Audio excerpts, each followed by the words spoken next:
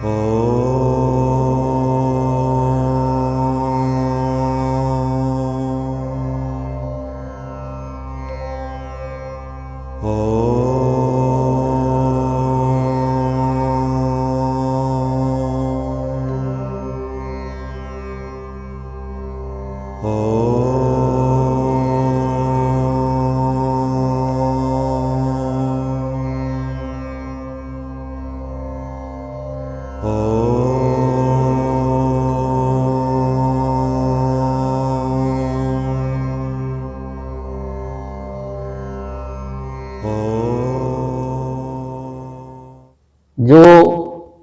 सिद्धांत कहता है कि जो सृष्टि में जो दो तत्व, एक जड़ और एक चेतन, परंतु जो वेदांत है वो वेदांत के सिद्धांत के अनुसार केवल ब्रह्म ही है, आत्मा ही है, परमात्मा ही है, ईश्वर ही है और कुछ है ही नहीं, जो कण कण में और अणु अणु में जो विद्यमान है।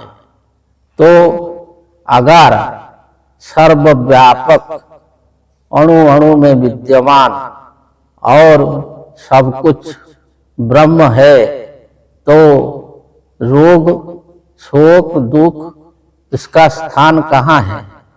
तो ये जैसे वेदांत के अनुसार इस संसार ही ब्रह्म है, ऐसे वेदांत के अनुसार ये रोग भी एक भ्रम ही है।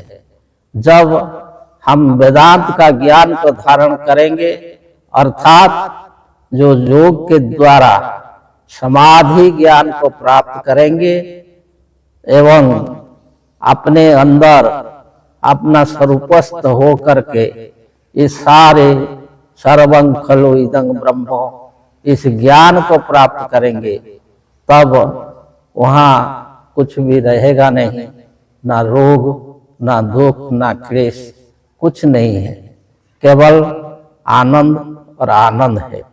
शरीर में अगर सर्वत्र शरीर के अणु अणु में वही सच्चिदानंद और निर्विकार जो ब्रह्म व्यापक है, तो शरीर में रोग का रहने का स्थान कहाँ है या रोग कहाँ है? तो रोग नाम का कोई चीज है ही नहीं। वो जो सिद्धांत है, वो सिद्धांत को प्राप्त कर लेने से जो मनुष्य सर्वथा निरोग हो जाएगा। निरोग होना, स्वस्थ होना ये मनुष्य के लिए अत्यंत आवश्यक है। जो शारीरिक रूप में मानसिक रूप में स्वस्थ है, निरोग है, वही इस संसार को आनंद से भोग करता है। तो संसार में अगर आनंद में रहना है तो अपना सच्चिदानंद स्वरूप को जानना है।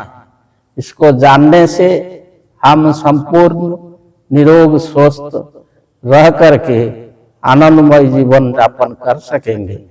तो ये जो ज्ञान, जो योग ज्ञान, ये बहुत बड़ा ज्ञान है और ये जो आत्मज्ञान ये सबसे बड़ा ज्ञान है।